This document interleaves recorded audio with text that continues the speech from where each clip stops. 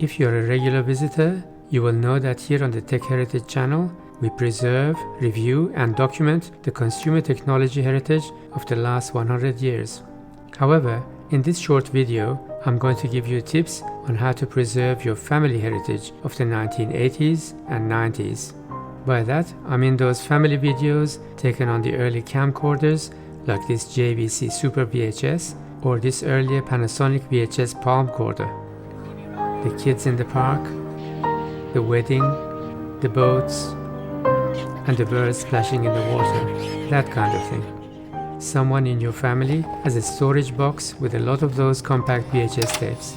You were thinking of digitizing those precious memories, but kept putting it off, and eventually the whole thing was forgotten. Or maybe you sent them somewhere and got a DVD back. In those days, computers had DVD players, and one was connected to the TV to watch movies. But now, laptop computers don't have DVD players, and we watch movies on Netflix and Disney. That 1997 DVD player that was once connected to the TV is also in a storage box somewhere. I'm speaking from personal experience. What we need is the convenience of the videos taken on a smartphone. We want to be able to watch them anytime, anywhere, on any device. With just a few tools, costing around $15 to $20 in total, we're going to convert the old analog videotapes to digital MP4 files. I'm sure there are brand and model specific alternative methods, but what I'm going to demonstrate is one of the most generic methods, and the tools are useful for multiple purposes. The medium in the old camcorders is a VHS-c or compact VHS cartridge. The video format is standard VHS or Super VHS or Super VHS ET. Later cameras had smaller but higher quality tapes such as High 8 or Mini DV. That doesn't make any difference to the process here. The camcorder both records and plays back the tape.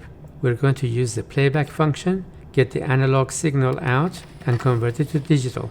We need a power source for the playback of at least 30 minutes of tape. It's very likely that after 30 years, the battery is completely dead or will only hold charge for 2 minutes. That's useless for our mission. You can still order new batteries online from China, but there is a better way. These cameras all have a DC in port for direct power connection. Look around the camera bag and find the original battery charger brick. That charger usually has a DC out port and acts as a power adapter as well. In the bag, find a DC power cable and connect it to the camera. If the charger/power adapter cannot be found, don't panic. They're a commodity.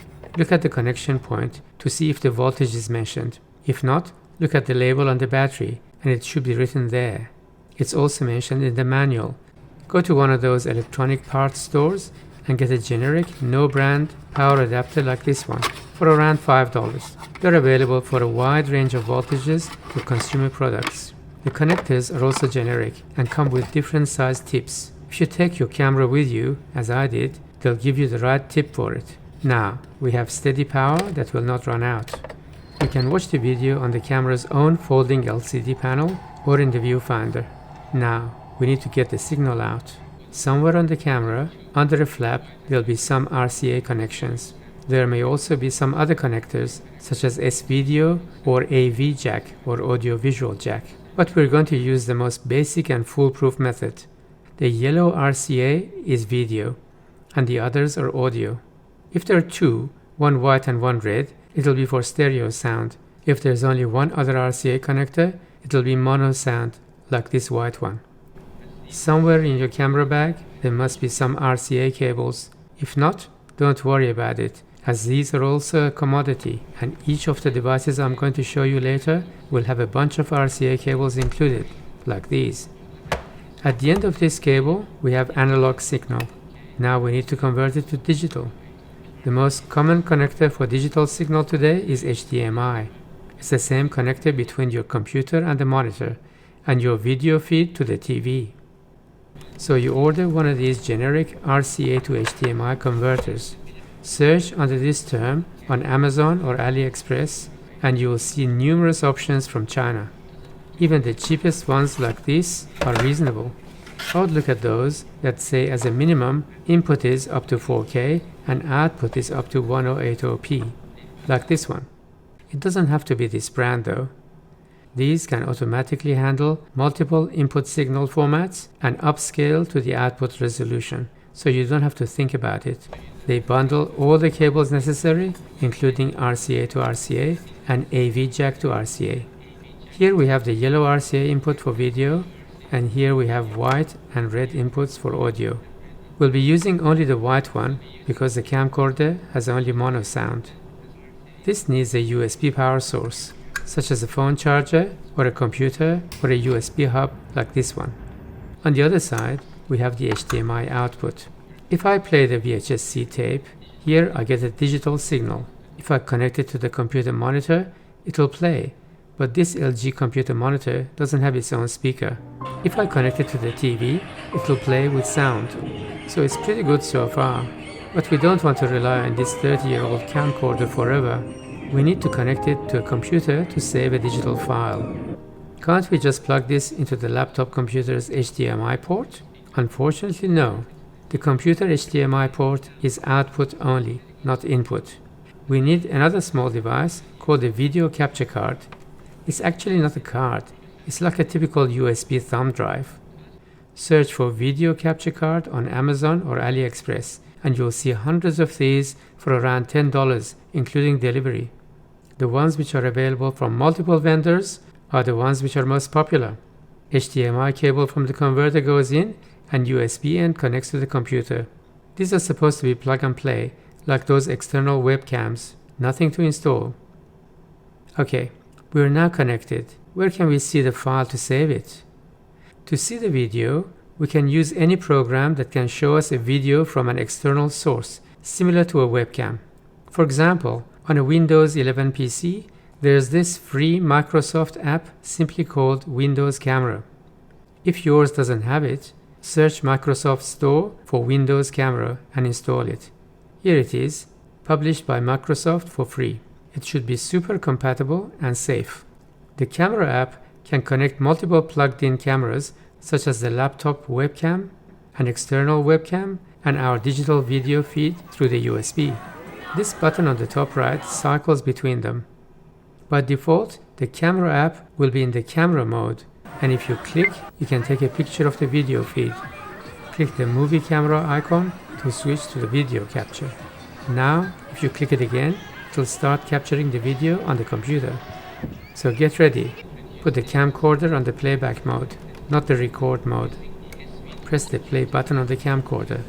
On the camera app, click on the movie camera icon. You can stop it at the end of the tape with this red button. By default, the video will be saved to the PC Pictures folder in a subfolder called Camera Roll. It is shown as an icon on the bottom right. Click and it will open the file in a video player. If you want to go to the folder itself and copy it to a different device, on the same player, click on the three dots on the top right and select Open Folder. It will take you directly to the subfolder. From there, you can copy it to a USB drive or an external hard drive or an online drive or whatever you want. Mission accomplished for the oldest camcorders. Now with the subject fresh in your mind, get moving on preserving your family's memories today. Or stay back for some troubleshooting and bonus information. You should have little or no problems with the video as you will see it playing during the recording. But sometimes the video file that comes out has no sound. It means that the computer did not correctly select the sound source. Troubleshooting is right here in the camera app. Click on the gears icon and the setting menu comes up. Click on the camera settings. This comes up. There are two links for the camera and audio. Click on the audio settings and go to the Windows audio settings. This gives you a choice of all the sound sources you have. Choose the one that sounds like digital audio interface USB digital audio. There's no save button, just return to the camera app and try again. This should work. If necessary, you can also troubleshoot the video feed in the same way. Click on the camera system settings. Windows takes you straight to Bluetooth and devices and cameras, then USB video or whatever video source is currently selected. If you run the video on the camcorder, it should also show a live feed here. If it doesn't, or if it shows one of your computer's webcams instead, you backtrack to the camera link on the header and select another one until one of them shows you your camcorder video. There's an additional bonus or two. That little capture card is useful for other reasons too. It can also be used for connecting any other HDMI source to your computer, such as the PlayStation or Xbox, or an old DVD player. That RCA to HDMI converter is also useful to connect other old devices directly to your modern flat-screen TV. For example, your old VHS video player with full-size VHS tapes. If you manage to connect your old VHS player to the TV, you can play the vhc-c tape directly in the VHS player. For that, you need one of these adapters, which often came with a camcorder. You can still buy them online too. They take one AA battery. You open them like this. Pop in the VHS-C and close the lid. Put the full adapter into the VHS player. It will play as normal. The later, more advanced camcorders could be connected to the computer using the S-video cable. But trying to connect an S-video cable to a modern computer is probably not worth the trouble. So, follow the same process as I mentioned before. Now, you know how to convert those camcorders into digital devices, so you can have some additional fun. For example, do everything as I mentioned, but put the camcorder in the record mode, but don't press the record button. You will see a live feed of the camera, and you can capture it in the same way. Set up the camera with the external power plugged in and record a brand new video directly to your computer. You'll find that those camcorders had very good zoom lenses, so it will be great fun to try. The more tech savvy among you might like to use more professional and versatile video capture software, such as the popular and free OBS software. Connect everything as I mentioned before to the computer. Run the OBS software. Your screen may not look exactly like this one, but that doesn't make any difference. Somewhere at the bottom of the screen, find and click the plus button and select Video Capture Device. It will be added to the list of available sources. Then right-click on the device that was just created, select Add, then Audio Input Capture. This will select the same capture card as your audio source. I've already done this before, so they're both here. On the control panel, choose the studio mode, run your video on the camcorder. Now you should see the live video on the two screens. This means everything is good. Click on the Start Recording to capture the video to the computer. If you want to know where it is saving the file, click on the Settings, then Output, and see the folder address on the recording path.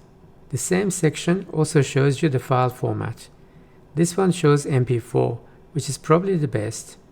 In the Mac world, you might like to change it to Apple QuickTime .mov format. If necessary, the video capture card has some further troubleshooting tips for OBS. That's it for the 1980s and 90s camcorders, preserving your family heritage as well as the technology heritage. Subscribe means thank you.